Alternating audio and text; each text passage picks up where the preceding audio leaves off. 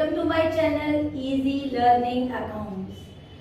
आज इस वीडियो में मैं कोई स्पेशल चैप्टर का स्टार्टिंग से रिवीजन नहीं दूंगी, क्योंकि ऑलरेडी मैंने अपने चैनल पे सारे 11 के अकाउंटेंसी के चैप्टर्स और 12 के चैप्टर्स प्लेलिस्ट में आप लोगों को ऑलरेडी डिटेल में पढ़ा रखे हैं। आज की इस वीडियो में बच्चों मैं आप लोगों को क्विक रिविजन कराऊंगी ऑफ इंडिविजुअल चैप्टर्स, जिसकी शुरुआत मैं अपनी आज की वीडियो से कर रही हूँ। और टॉपिक लूंगी मैं इशू ऑफ डिवेंचर्स। इसमें मैं आपको बताऊंगी क्विकली हम कौन कौन से कॉन्सेप्ट्स को रिवाइज करें, ताकि हमारे एग्जाम में, कमिंग एग्जाम जो हमारा 31 मार्च को है, हम एक अच्छा स्कोर कर पाए और इजीली हम अपने कॉन्सेप्ट पे उसको तैयार करके अच्छे मार्क्स स्कोर करें। तो देख लेते हैं issue of concept chapter issue of debenture.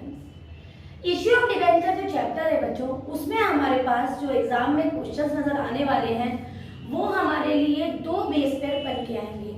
एक बेस होगा जिसमें हमारा क्वेश्चन 3 to 4 मार्क्स का हमें नजर आएगा, और दूसरा होगा जिसमें 5 to 6 मार्क्स का एक क्वेश्चन हमें लॉन्ग में नजर आएगा। अगर हम 3 to 4 मार्क्स की बात करें तो इस कॉन्सेप्ट में हमें दो टाइप के क्वेश्चन नजर आने के पूरे चांसेस नजर आ रहे हैं। जिसमें पहला है हमारा इशू ऑफ कंसिडरेशन, इसको हम इशू अदर देन कैश भी बोल सकते हैं। और जो दूसरा हमें नजर आएगा वो है हमारा कॉन्सेप्ट जिसमें हमें कोलैटरल सिक्योरिटी पे फोकस करने को वो बोल सकते हैं कोलैटरल सिक्योरिटी। जिस तरह से हम लोग जानते हैं कि हमारा चैप्टर इशू ऑफ डिवेंचर जब मैंने पढ़ाया था डिटेल में, जो कि मेरे वीडियोस में ऑलरेडी अपलोडेड है, आपने देखा होगा कि हमने सेपरेट वीडियोस बनाए थे। एक वीडियो इशू इन कैश का था जिसमें हमने ऐड पर, प्रीमियम, डिस्काउंट सभी को इंडिविजुअल एक सिंगल वीडियोस में हमने तैयार किया था। उसके बाद हमने इशू इन कंसिडरेशन पढ़ा था, मतलब अदर देन कैश, जिसमें हम सामान उधार ले लेते हैं और उसका पेमेंट डिवेंचर इशू करके किया जाता है, रिडीम, मतलब हम आगे जाके इसको कंसिडरेशन में कन्वर्ट कर देते हैं वेंडर को, तो कैश का उसमें ट्रांजैक्शंस नहीं होते हैं। इसके अलावा में हमें हमारे अपकमिंग एग्जामिनेशन में जो लॉन्ग में हमें क्वेश्चन नजर आएगा वो एक्चुअल एक क्वेश्चन अलग अलग पार्ट्स में होगा। फॉर एग्जांपल उसमें हमसे पूछ सकते हैं इंटरेस्ट की एंट्री पास करने को, कि इंटरेस्ट और डिवेंचर की एंट्रीज पास करो। उसमें हमसे इशू की एंट्री पास कर सकते हैं विद रेफरेंस टू रिडेम्पशन, जो हमारे 6 केसेस के नाम से हमारी बुक में गिवन है। मतलब इशू की 2 एंट्रीज जो कि हमें किसके रेफरेंस में पढ़नी है, विद रेफरेंस टू प्रीमियम। ठीक है। तीसरा हमसे वो अकाउंट बनवा सकते हैं, डिस्काउंट ऑन इशू अकाउंट या फिर लॉस ऑन इशू अकाउंट भी बनवा सकते हैं। और जो फोर्थ पॉइंट वो हमसे एक ही क्वेश्चन में टुकड़ों में देंगे वो हो सकता है हमारा, जिसको हम बोलेंगे रिटर्न ऑफ लॉसेस या फिर राइट ऑफ द लॉसेस, मतलब लॉस को एडजस्ट करना। लॉस को एडजस्ट करने का हमने फिर यही बात कहूंगी कि हमने डिटेल में अपनी वीडियोस में ऑलरेडी आपको बता रखा है।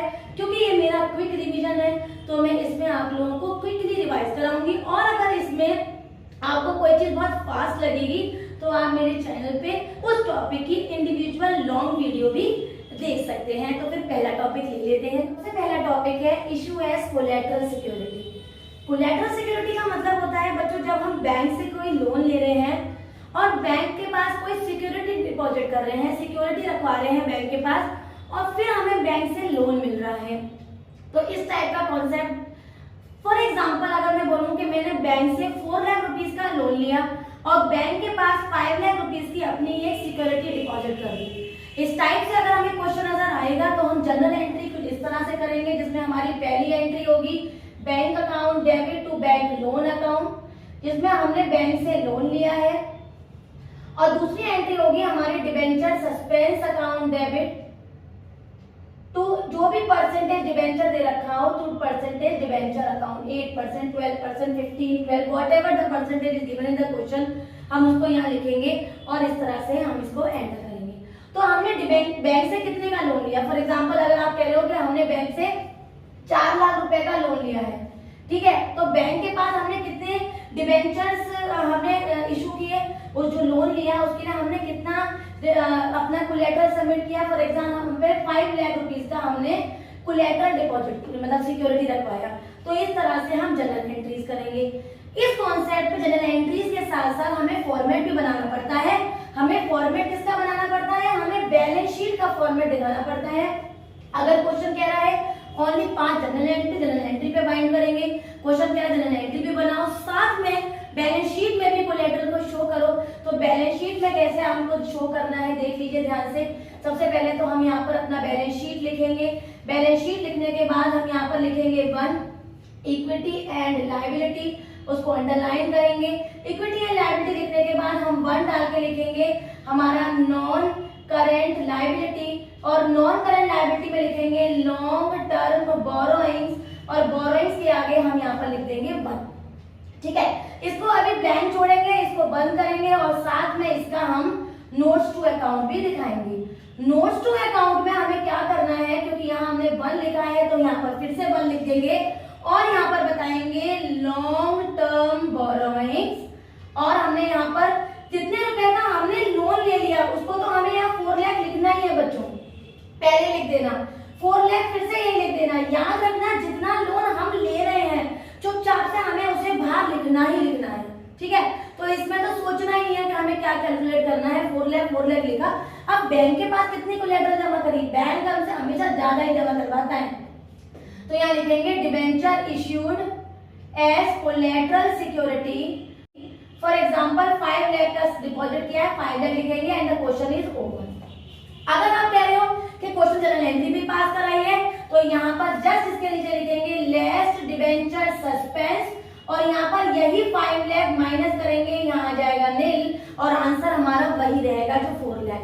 तो इसको तो रट के चले जाओ, क्योंकि ये कंफर्म्ड है कि जो लोन हमने लिया वो हम यहाँ बाहर दिखाएंगे, जितने का हमने डिपॉजिट किया वो अंदर दिखाएंगे। एंट्री नहीं पास करवा रहे हैं, डिबेंचर सस्पेंस को नहीं दिखाएंगे, एंट्री पास करा रहे हैं तो डिबेंचर सस्पेंस को नील करके और खत्म करके और बाहर वही दिखाएंगे जो पैसा हमारा आया।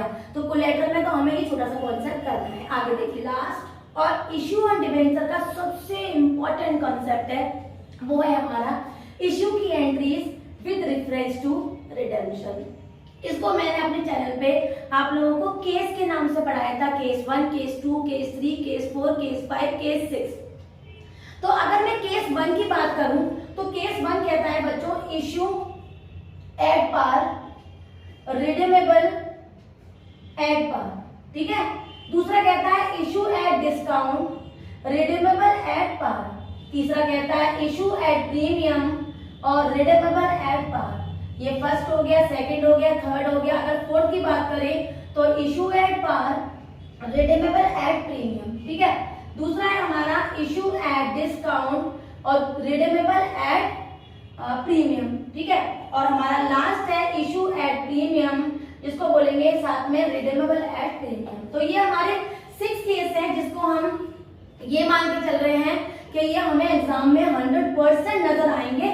मतलब एक केस टाइप में बन के आएगा जिसमें सारी चीजें ऐड होगी, तो हमें सारा कॉन्सेप्ट समझना है। ठीक है, तो मैं इसको हटा रही हूँ और साथ में आप लोगों को पहले केस से लेके चलती हूँ जिसका नाम है इश्यू एट पार और रिडीमेबल एट पार। ये हमारी जो एंट्रीज हैं ये केवल इश्यू की 2 एंट्री स्टार्टिंग की करवाती है हमें, और वो हमारी एंट्री होती है bank account debit to debenture application account, और दूसरी एंट्री होती है हमारी debenture application account debit to percentage debenture account. Percentage debenture account के आगे जो भी परसेंटेज हमारा क्वेश्चन में दे रखा है आप उसको वहां पर मेंशन करेंगे। राइट, तो issue at par, redeemable at par, मतलब आपने इशू जितने पैसों से किया आपने उसका पेमेंट भी सेम पैसों से किया है, तो एंट्री सिंपल होगी। अगर हम 100 रुपीज से आपको समझाएं तो यहाँ पर भी 100, यहाँ पर भी 100, यहाँ पर भी 100 और यहाँ पर भी 100।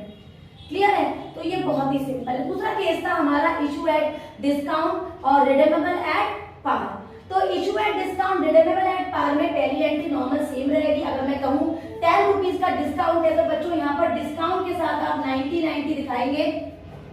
मान लो ये डिबेंचर एप्लीकेशन है, मान लो क्या डिबेंचर एप्लीकेशन है, मान लो ये राम है तो ये भी तो राम लिखा हुआ है ना, तो डिबेंचर एप्लीकेशन में अगर 90 है तो यहाँ पर भी हम क्या लिखेंगे 90। और हमारे पास डिस्काउंट कितने का था, तो डिस्काउंट ऑन इश्यू था बच्चों हमारे पास 10, तो ये आ गया 90 10 और ये हो गया 100, तो ये हमारा सेकंड केस था, राइट। जो मैं पूरा कंप्लीट बताऊंगी ना वो उसमें से फिफ्थ और सिक्स्थ केस से बताऊंगी, इसलिए मैं इनको आपको विदाउट फर्दर कॉन्सेप्ट इनको नॉर्मल में आपको ले रही हूँ। तीसरा था हमारा issue at premium redeemable at par, तो मतलब हमने इशू ज्यादा प्राइस में किया है, ₹100 की एग्जांपल ले रहे हैं, तो 10 रुपीज का अगर प्रीमियम है तो 110 यहाँ पर आ जाएगा। याद रखिएगा जो वैल्यू रुपीज में दी होगी वो डायरेक्ट जाएगी, और अगर रुपीज नहीं है तो डिबेंचर को एट द रेट से आपको मल्टीप्लाई करके रुपीज में वैल्यू आपको लिखनी है।